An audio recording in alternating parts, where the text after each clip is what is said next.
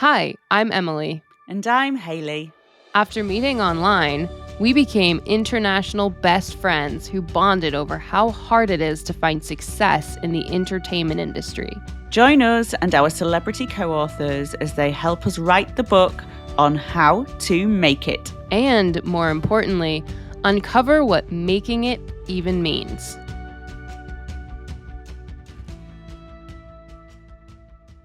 My name is Ryan George, and when I grew up, I wanted to be an actor, specifically Jonathan Taylor Thomas. Hayley, you were right. I said race car driver. My backup was hockey player because I am Canadian, and I fell into that cliche. Didn't work out. But it worked out well. Yeah, I do have all my teeth. Yeah, so it's perfect. Minimal broken bones. It's all good. To introduce you, Ryan, we've found 3 slightly surprising facts off the internet about you, which may or may not be true. Oh, I'm scared. Okay. Yeah, man. So, Haley, you want to start off?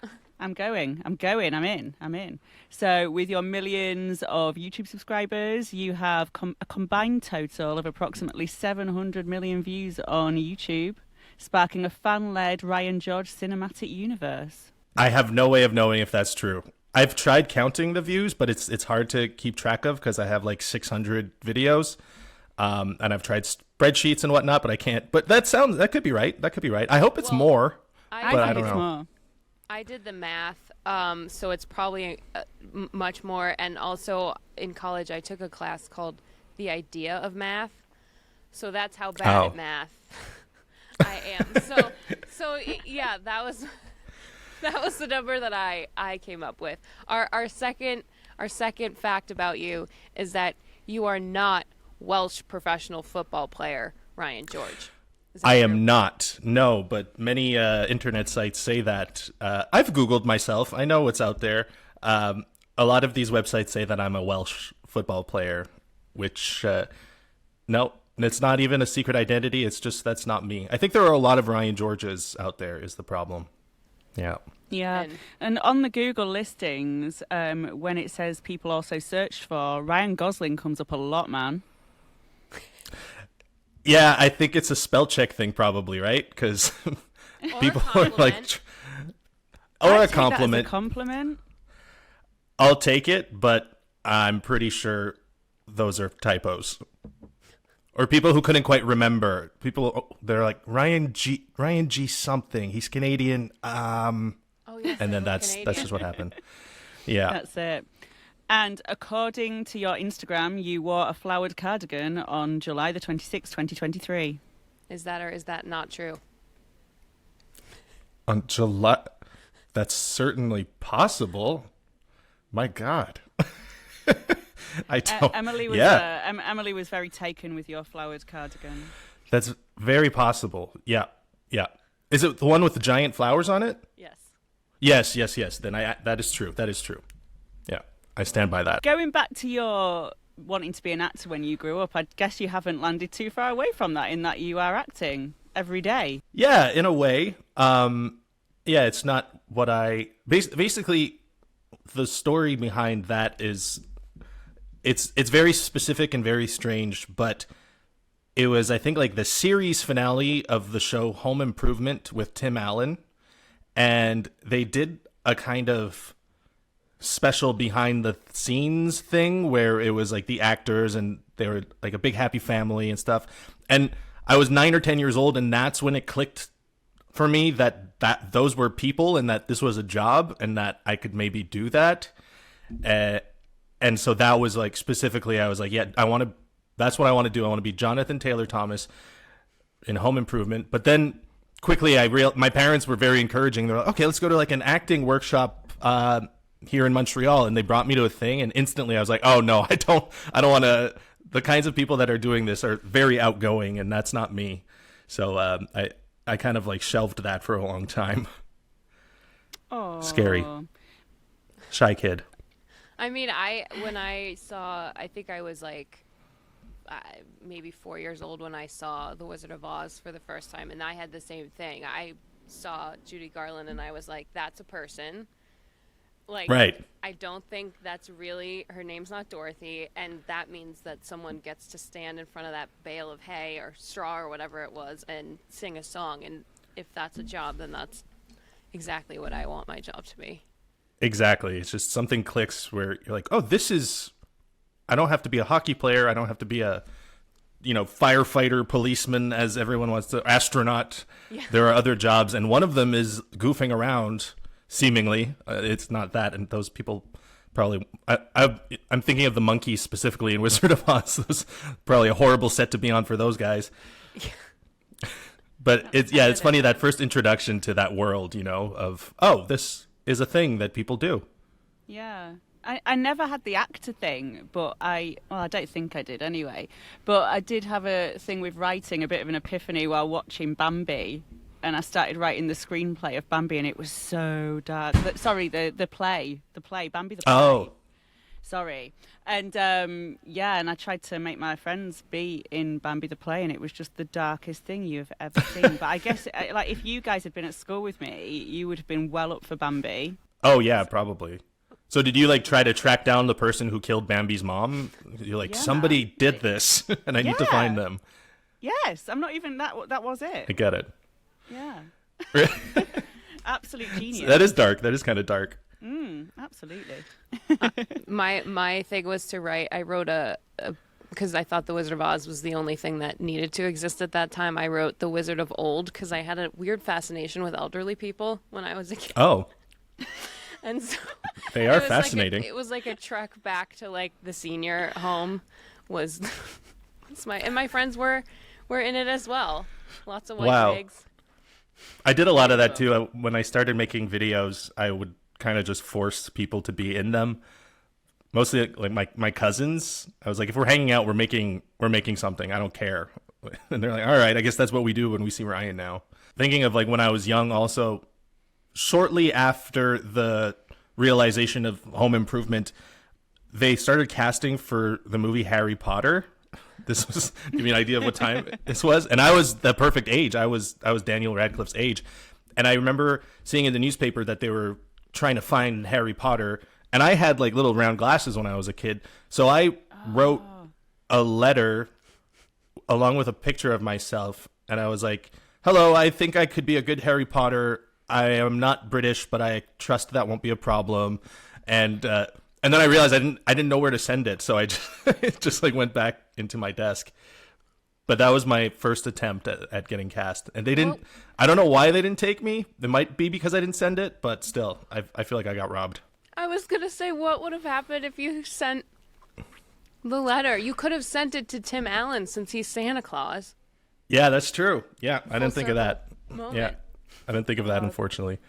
That is my favorite Christmas movie. So, Ryan, do you have a story in your journey from, being a kid to being successful as a content creator that really was either just ridiculous or that informed your view on what your life was going to be or what you were going to have to deal with in that? Yeah, what comes to mind is kind of my first encounter with the actual industry beyond writing a letter to Harry Potter, casting people and not sending it. So, I've been on YouTube since the very start of YouTube, 2005. I've been uploading since then, since it was brand new. And back in those early days, I sound so old, but back when it started, you couldn't make a living on YouTube. It was really just you upload content, and the way that people would kind of find success on YouTube would be to be discovered on YouTube. And so when my friends and I started a sketch comedy channel, that was kind of our goal. It was let's make comedy sketches, try to get something go viral, and then we'll be discovered. That was kind of the game plan for years and years and years. It's only kind of recent that you can make a living off of YouTube. And so we had one video go viral, and it felt like things were taking off. We got on the news and stuff, but it was more like news stations asking you what YouTube is because it's new. So it was kind of, oh yeah, so you guys have a movie on YouTube now. And it's like, well, yeah, kind of. But our first kind of experience with the actual industry came in 2012. We spent like a full year, our weekends, everything. We made this fake trailer for the Magic School Bus movie, and it was as if it was a gritty reboot. All the kids are grown up. Miss Frizzle's in hell, and they need to go rescue her. And it kind of like went viral, and we made the rounds of the news stations again, and we re-explained what YouTube was. And then it kind of like, our dream kind of happened, because one of the companies behind the Magic School Bus, who I won't name because the story involves lawsuits, but they reached out to us, and they were kind of like, oh my God, that we saw your video and that was so amazing, and we'd love to turn this into kind of some series, where we're experimenting with, we have like a digital studios branch, and like, let's talk. What do you guys want to do with this? So we were kind of like, oh my God, it's happening. It's happening, And then, so we're on cloud 9, and the very next day we get an email from another major company that is involved in Magic School Bus, and it is the most aggressively worded legal letter I have ever seen in my life. The words were like, we will prosecute yourselves and your company to the full extent of the law if you don't take this video down within the next 24 hours. It was insane. We were like, oh my, it was the biggest roller coaster of emotions. And so we kind of emailed the first company back to be like, hey, you guys liked it, right? Can you maybe talk to the other people? And then they emailed us, and they're like, oh, actually, we spoke to our legal team, and no, you got to take it down now. You have to remove this video. So we did not get any help there. But anyway, it turned out that we spoke to the lawyers, and on the phone, he was like the most cheerful guy. And he's like, guys, we love the video. Such a good video you guys made. And, we had to send an email like that just to make sure you're not trying to like profit off of it. So it ended up working out. He let us leave the video up, and we just had to include the word parody in the title. And then he actually like introduced us to an agency. That didn't work out, but it was still kind of like this. The first experience with the actual industry was just this roller coaster that is pretty constant always, as far as my experiences with that industry. So it was a good kind of dipping of the toes. And what got you back? Like, because obviously you probably have your tail between your legs for a minute and are like nervous to do anything again. So where, from that point to you starting to generate like the fan base you have now, what got you to try again?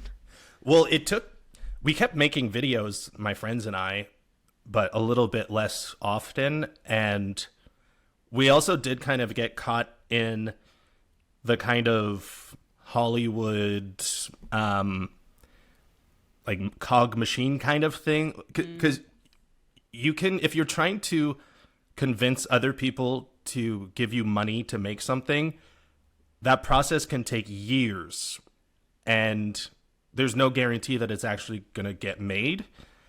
And my friends and I got lost in that for a couple of years we were like, oh, we're 23. It's time to move on to bigger and better things. Like, what? But yeah, so we wasted a couple of years just making kind of proof of concept things and meeting and signing papers, and then waiting months to hear back. And during that time, you're not producing any actual content. Right. So it wasn't until 2016 or 2017 when we actually successfully got something made, and it was produced by Kevin Hart, and he was launching this new Laugh Out Loud network streaming service. And we got to pitch to him directly at the Just for Laughs festival here in Montreal, and he picked it up on the spot. And we got flown to LA. We shot there for 3 weeks. It was 8 episodes, and nobody watched it. We spent like 2 years making a thing. And so that was kind of like, I think, a breaking point for me, where I was kind of like, even if you do get something made, there's no guarantee that someone's going to watch it. So I'm just going to make stuff on my own and not have to ask for permission or beg for money. I'm just going to make the most low budget things I can make by myself at home. And that's ultimately, funny enough, like what ended up working the most, and that did get me like agents and managers and stuff who don't really know what to do with me because I'm like, yeah, I'm just doing stuff by myself now. So would you say that letting go to what the outcome to your videos would be and kind of just letting the cards fall as they may was a huge step in terms of actually getting the success that you wanted? I think so, in a way. When I stopped making stuff with the purpose of getting hired somewhere else and just focusing on the content itself is when there was a turning point. Because even when I used to make sketches with my friends, we would spend a weekend shooting, and then I would spend a couple of days just emailing different websites or Facebook pages like, hey, you guys want to share our video? It's about farts or whatever, you know? So just focusing on just the content, I think, really helped me, and not worrying too much, because for a while when you're starting out, you're shouting into the void, right? And that is painful because you spend time working on something and then no one cares.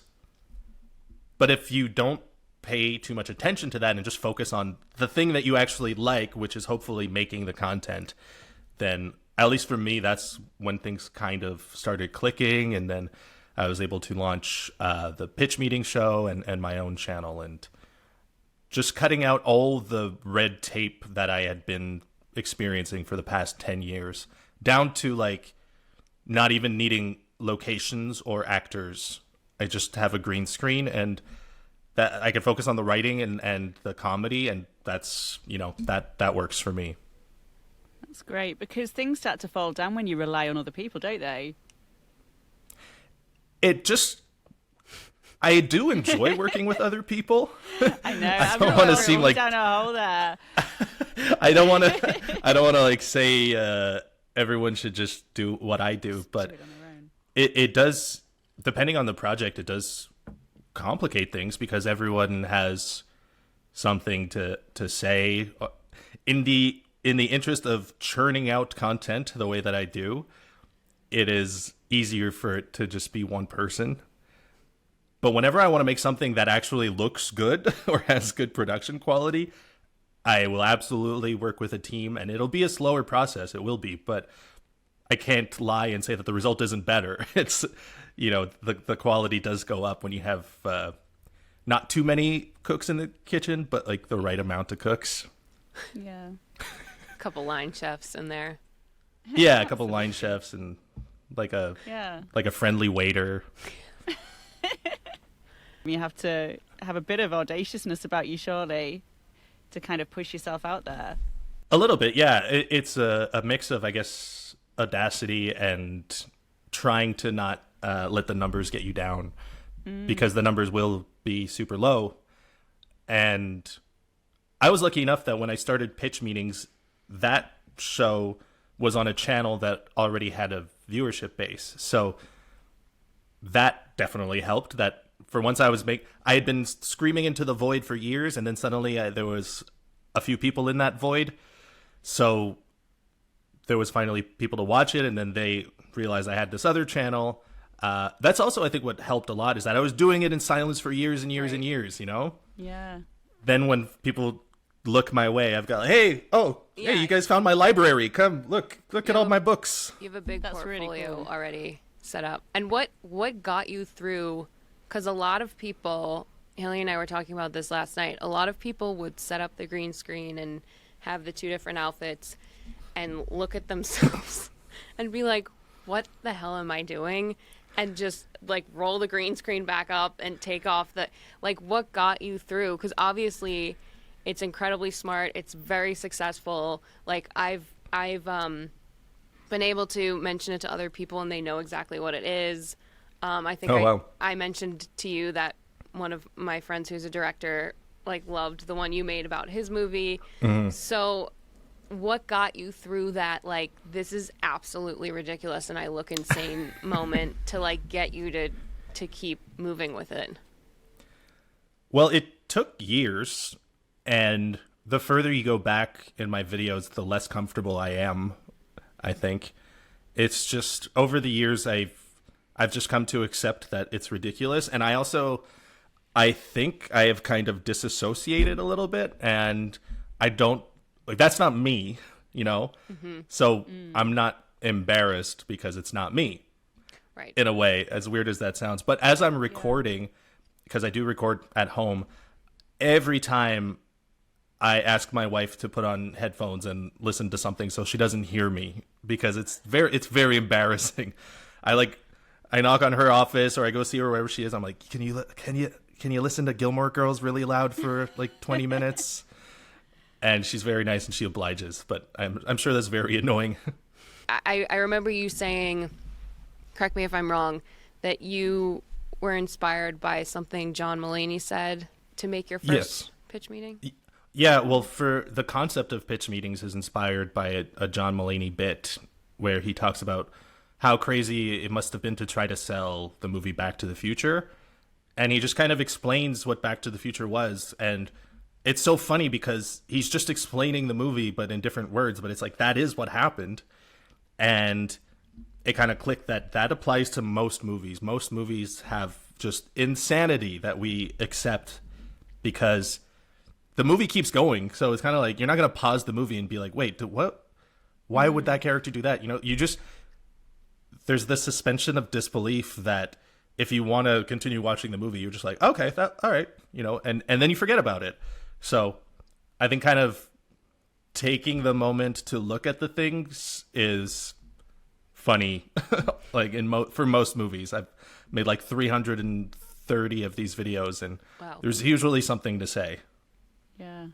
I think you've really kind of hit into the psyche of a lot of film crews as well, because I learnt about your catchphrase, super easy, barely an inconvenience, on set. I didn't know it was something that you had kind of coined. So I just thought it was something that was said. And then when I started learning about you, I fell down a 4-day rabbit hole watching all your stuff. And yeah, this super easy, barely an inconvenience is just something that is said, especially over here in the UK. I guess it's a bit like, do you know when you start saying bro in a really ironic way, and then you just end up being that person who says bro all the time for no apparent reason? It's a bit like that. It just kind of filters into the psyche. Oh, that's amazing. I'm honored to know that. Yeah, I don't, you know, I mostly see numbers on the screen, so I don't really know who's watching my stuff. But then once in a while, I'll hear something like that, or I'll get a message from somebody, and it's kind of like, oh, wow, you're watching my videos over there. Okay, interesting.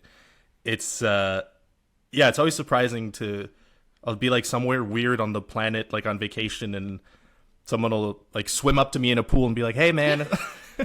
Wait, really? Super easy. Yeah, it's happened on pretty much every trip I've been on in crazy places around the world. Any weirdos? Some. You're so excited about that, Emily. Any weirdos? Well, I'm like, can you imagine if like some like sketchy looking guy came up and was like, hey man, like, and then you'd be like, I don't know if I like that, or if it was like a cute kid or like a group of friends, you know, it changes the context of the compliment. I'm just saying. Yeah, there hasn't been too many weirdos. There's one in particular that I can think of. I was having drinks with friends on like an outdoor terrace kind of thing, and this guy who had recognized me on the street earlier kind of walked into the restaurant area and came back, and he was like, oh yeah, and I was thinking, like, he just picked up the conversation again.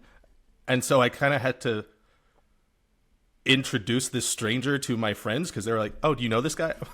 Oh, I met him earlier on the street. Guy from Street. And, yeah, this is Guy from Street. Have you guys met Guy from Street? And so he was like, I don't know if he was on something, but he was like, yeah. Like, and then he left and he came back 3 more times. Oh my God. He could not read the room, or maybe because we were outside, he thought room rules don't apply. But it was especially strange because I'm with my friends who are, you know, it's weird to be recognized when you're with your friends and it's interrupting the evening. But it's probably a baller move, no? It is a little baller. Emily wants to be told that's an appropriate thing to do. Yeah, she's like, I go up to people at restaurants all the time. Is that not okay? But in general, people are really, really, really nice. And the thing that breaks my heart is when people are kind of visibly or audibly nervous, because I'm like, no, I'm nervous. Like, I'm nervous all the time. Why? Don't be nervous because of me. It's just like, it's adorable. And I'm like, hey, you really don't have to be nervous. Please don't be. But that means that like they built up their courage to come talk to me. And I'm just a guy who talks to himself in his house. Like, it's not. Maybe it's they're not afraid special. you're gonna pitch meeting them and just rip them limb from limb, and Yeah, I just start pointing out all their flaws. Yeah, I do that, to be fair. their plot holes. Oh. I was going to Yeah, say just sweeties. about your about the catchphrase stuff. Like, did you know that was going to be a big deal? Your super easy, barely an inconvenience. I kind of, in the first pitch meeting, I said it several times, and I think therefore people in the comment section were writing it a lot, and then I said it in the next video again because of that, and they did it again, and that was kind of like, oh, okay, this is a thing now. It was pretty clear right off the bat, and then all of the other catchphrases just kind of happened the same way, where I said something once, and then I saw that the comment section was like, hell yeah, that thing. And so I brought it back, and they're like, that thing again, Do you So know? it's just when repetition. Sorry, go on, Emily. Go on. I was gonna say, do you know, like, after the first couple, when you would be writing a script, would you be like, oh, this is probably gonna be one, or were you just like? It's funny, I don't know. I don't think it would work if I tried to coin a catchphrase. I'm not sure that ever works. It's always just, it's always just something that people in the comment section pick up on. And often it's a random thing, like, that I didn't intend in any way. Haley and I are gonna start trolling you with just random things that shouldn't be catchphrases. Then you'll be like, Yeah. I guess this is. Yeah, just spam the comments. My videos are just going to be catchphrases now. Ryan, have you ever had one where you thought, oh, this would be an amazing catchphrase, this one's got to take off, and then it's just been ignored? Not really, no. No, because I don't set out to make catchphrases. They just happen but, like, organically. I love the idea of you trying to push something and, like, just nobody's picking up on it. Yeah, some kind of, like, sound effect, like boy-yo-yo-yoing, or, yeah, no. Then I'd have to do boy-yo-yo-yoing in every video, so it's just, Yeah, well, not gonna work. that's something I want to hear. All right, I'll try to boy-yo-yo-yoing. Just Please at do. the end of one video, just turn directly Yeah. to camera. Everyone's gonna be like, what the hell is that? I want to see it again.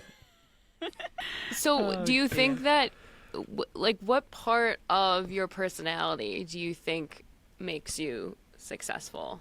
Like, is there something about you that you're like, this probably really helps? Where? I definitely work hard when I want to accomplish something and I see it through.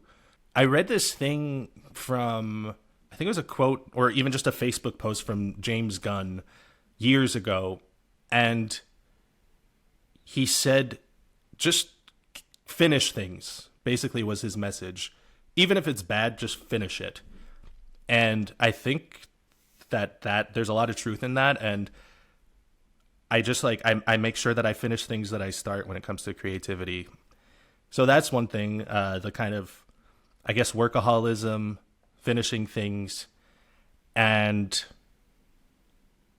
I guess the one thing that I've always had is a sense of humor, and so I'm glad that I get to use that on a daily basis. And there was something else.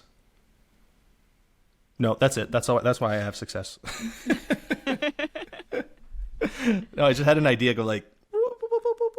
Well, if it comes back, just scream. Yeah, I will scream. Absolutely. But yeah, Oh, that's- I remember. Yay! There you go. I screamed. I think it's also that I can't see myself doing anything else. So I've had for, a decade jobs that I've just had because I needed to have money to live.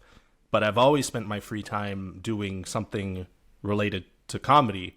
So even if I hadn't found this YouTube success, I still would be doing that.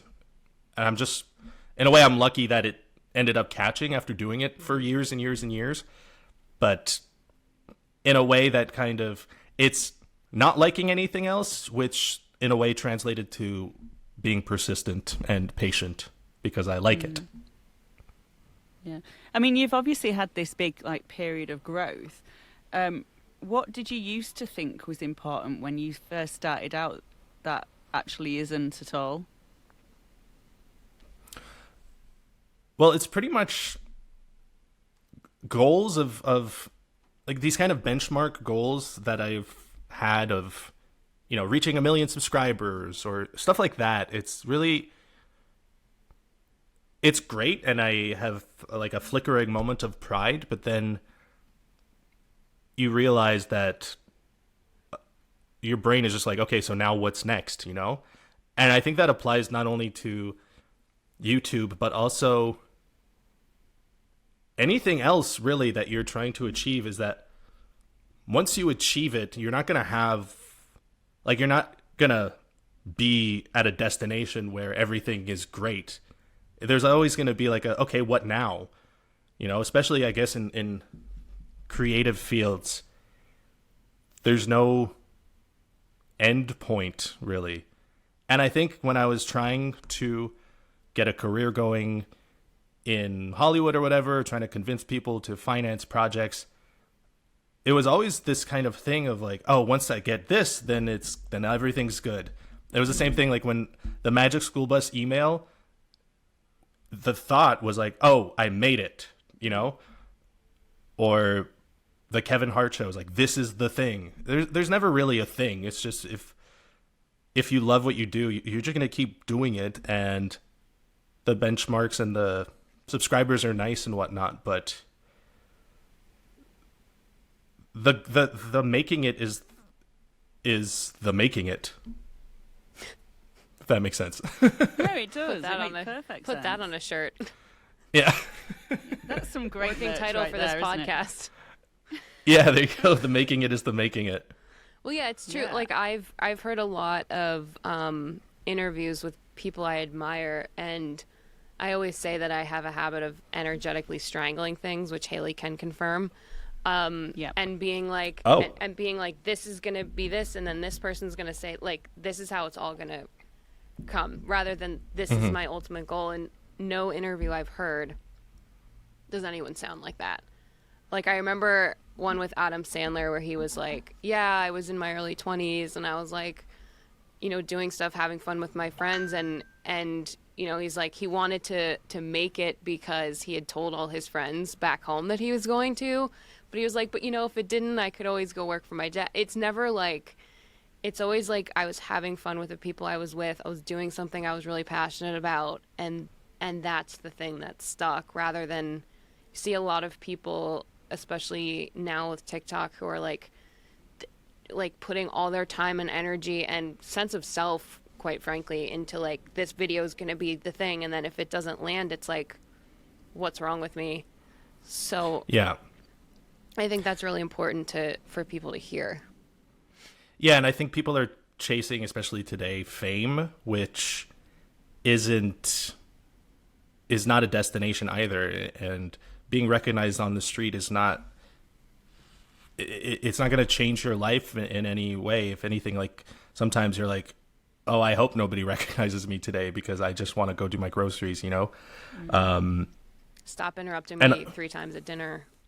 Weird. Yeah, exactly. And I've also seen, like, I've been around long enough that I've seen people kind of become famous and then not know what to do now that they've got it, and then just kind of either fizzle out, or they will kind of go the route of, say, like what I thought the route was back in 2012, which is, oh, now I have an audience, so now I'm going to spend the next year, I'm not going to post anything or pay attention to the audience that brought me here, and I'm going to go work on this thing, and then I'm going to come back. But there's like, you stopped paying attention to the people that got you here. So it's just like, to me, like, it depends on the project, and it's a case by case thing, obviously, but I've seen that mistake happen a lot where it's like, but what's wrong with the thing that you're doing? I think a lot of people still see the internet or making content as just the stepping stone to the thing, whereas I guess I eventually realized that it could be the thing. Right. And I don't know how long it'll last. So that's a little scary. Like, I don't know what's coming next or how the internet's going to evolve with AI or whatnot, but I am so lucky that I get to make a living making comedy videos, and there's nothing wrong with enjoying that while it lasts. And maybe it'll lead to other stuff, maybe it won't, but like, this is cool right now. Yeah, it's going pretty well right now. How do you keep it fresh, Ryan? Because you've been doing this for so long now, and you've like created so much content, like, and it's still really, really fresh. Like, what do you do? Thank you. I have no idea. I don't know. That's Well, really I mean, helpful, man. Well, yeah. So I hope that helps everyone. Well, in a way, hopefully that does help, because I don't know. Like, I do this full time, and I still. There's a lot, honestly, of just like staring blankly at the wall trying to come up with ideas. But I'm lucky enough that, so when I used to have full-time jobs and do this part-time, that was a lot more difficult. But this is my full-time job now, so I can afford to stare blankly at a wall for 8 hours until something fresh pops into my head. So I guess that's the secret, is like, I now have the freedom to take the energy to look for new ideas and whatnot. And then also, I mean, pitch meetings, it's always a different movie, and so there's always going to be different jokes to make. And as for my sketches, I also have kind of like fallback series when I can't think of anything like new and innovative. I do like these first guy videos, or I do how things were named videos. So if I am creatively stuck, but the YouTube algorithm monster still demands to be fed, I can just kind of fall back and write a bunch of jokes about this one thing, and then that's. Well, so for that's the, I for guess the that's record, it. I work 3 part-time jobs, and I still spend a considerable amount of time staring blankly at walls. But you recently did a collab with Simu Liu, right? That was Yes. That was awesome. How did that come about? He was being interviewed by someone at Screen Rant for Shang-Chi, and at the beginning of the interview, the interviewer person introduced themselves, like, blah, blah, blah, I'm this person from Screen Rant, and he's like, oh, Screen Rant, the pitch meetings, I love your pitch meeting videos, whatever. And so someone sent that to me, and it was like, oh, Simu Liu likes your videos, and so I just messaged him on Twitter, knowing that he knew who I was, and asked him if he wanted to do it. So that's it. It was really that simple. And then he was like, can you come to my house? And I was like, I'll be in LA next week. I coincidentally, I was going to LA already, so it worked out perfectly. And then, yeah, I just went to his house and set up the green screen, hung out for a little bit with his friend and their dogs. And yeah, just the magic of Twitter, really. I'm going to use that as a link, because you gave me a fantastic lead in there with your connections. Like, who's the most successful person in your phone contacts? Oh. We're not going to make you call them. It's probably... Oh, well...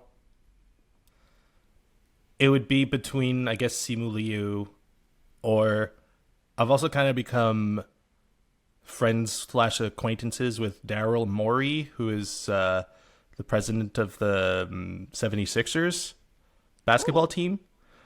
And also we just connected through Twitter. He was like, hey, I'm in Toronto. Do you want to come see a game? Like a couple of years ago. And I was like, I'm in Montreal, which is far away from there, but absolutely I do.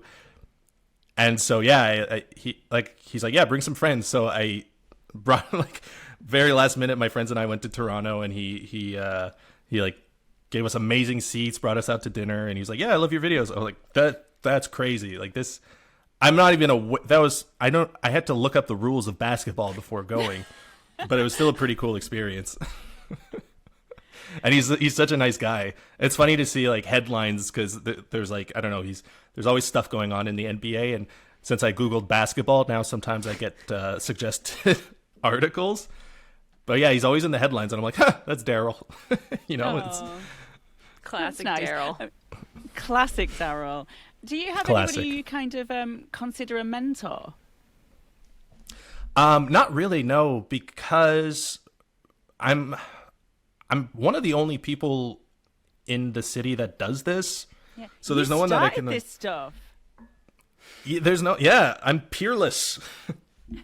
there's a big YouTuber. I don't like the word YouTuber, but I just said it. There's a lot of YouTube creators in Toronto, not so much in Montreal, or they are in Montreal, but it's all like French language based. Or there's also live streamers, which is something I don't do.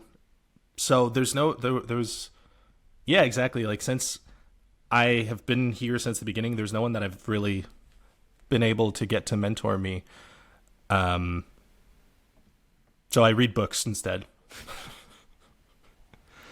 That's the life hack. Just read books. You could get mentored by anyone.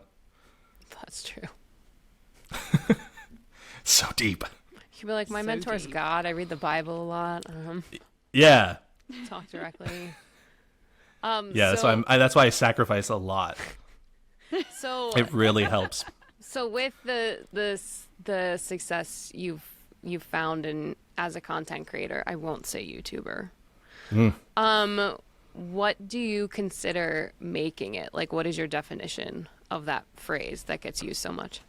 I used to think that it was just like, if you could do this for a living, if you could make a living making content, then you have made it. But I think I'll add on to that. If you actually enjoy what you make, then you've made it in a way. Because I say that, but I also, I fluctuate between like, this is so great that I'm doing this, but then also, I haven't made it yet because I haven't made a movie or a TV show. I haven't won an award for anything, There's all those like stupid voices in my head. But what I try to convince myself of is I love what I do, and it pays the bills, so that's awesome, It's a rarity. Mm-hmm. And who knows how long it'll last, but it's pretty cool. One of the big things we've been kind of talking about is with every guest is what making it means to you, and it seems to differ so wildly, doesn't it, Emily? Yeah, especially considering Chelsea was great in saying it's a goalpost that's constantly moving, and I feel like that's true for a lot of us, and why you see so many quotes that are like, be grateful for what you have, like one day, or like you used to want what you have now, and that's certainly true. Yeah, I fully agree with that. It's a weird thing because like you also want goalposts because you want, it's a good motivator to work hard. Yeah. But then I'm also trying to just tell myself that work hard because you love what you do. It's tricky. And when I have kids and stuff, I'm sure it's going to change, my Right. definition of who knows, I have no idea, but I still would like to make a movie or make a TV show in the future. But I know, having found a little bit of success, that even if I do manage to do those things, there's a part of me that's not going to feel like I've made it ever. Yeah. Like you said, like it's the goalposts always move. Mm-hmm. Just trying to stay mentally healthy. Aren't we all? That's the goal. And you can make it in one area of your life and completely flop another area of your life, can't you? It's not like it's not a uniform thing. Yeah, exactly. Like I hope that I'll be a good dad eventually, and that won't have anything to do with how many views I have on YouTube. Totally. That's it. Yeah. I hope I'm a good mum, but this week I made a pumpkin soup for Halloween and it was far too spicy, and I just kind of kept forcing it down them. And that's horrible parenting. And they were pretending to like it, and I was like, what does that say about my parenting, that you are pretending to like it? Well, they're very polite. they didn't have a choice. You were forcing it down their throat. We went different directions with that. I was like, oh, you raise polite kids, and you're like, you are abusing your children with pumpkin soup. They loved it. I'm telling you. Uh-huh. Moving on. So they say. Anyway.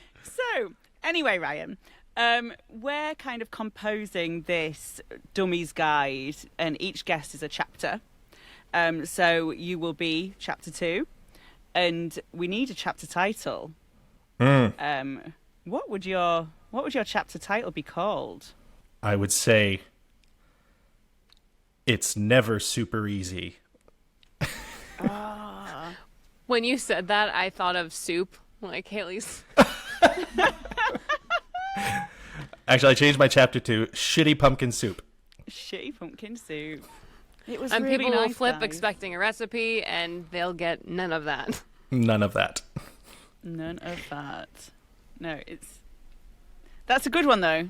The soup or the The soup, title? right? It's never super. Yeah, easy. I would definitely spell it soup like SOUP or easy. So just to confuse Are we taking people. a note of this, people, for when we Yes. actually, because this will be a real book, Ryan. Haley, you will have to put the should soup be. recipe in the intro of that book. To making it is making it. Making it is making it. Yeah. Let's Oh just- man, maybe that should be my maybe that's it. Yeah, That it actually was a sounds good. one. Making it is making it. colon. It's never super easy. Colon. Or just the word colon would be great. Can we not go here again? I feel like we've been here before. Haley, the chaos is how we end every episode. I love it. I absolutely love it. As a postscript, I kind of want to talk about Canada because you're very, very, very Canadian. Extremely Canadian, yes. Offensively Do Canadian. you speak French, Ryan? I do speak French, yes. No, you were gonna ask if you spoke Canadian. I got a B in my GCSE French, but only because there was a dude with a drill outside, and we couldn't hear Oh. anything, so they marked us all up. That's actually accurate because Montreal is always under construction, so that's actually pretty accurate for a test setting. It's not bad. Where are we going? What is happening? I don't know. Je m'appelle Haley. We're going to Tim Très bien. Hortons. Yes. I eat so much Tim Hortons. Honestly, that's the most stereotypical thing. I eat so much Tim Hortons. There's one at the corner of my street, and I go all the time. It's really good. We've got them here now. Oh, really? Yeah, Wow. yeah. Are they exciting times. good? I was like, they're not very good, but they're convenient. It's entirely acceptable. Yeah.